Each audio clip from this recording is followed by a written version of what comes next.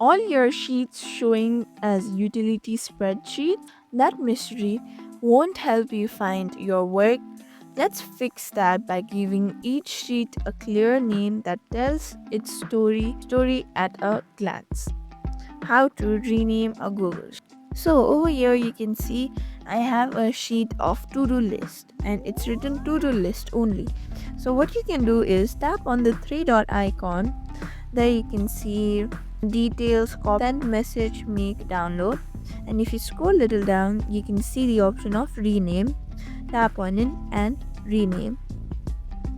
Here you can, after entering your name, then simply tap on rename.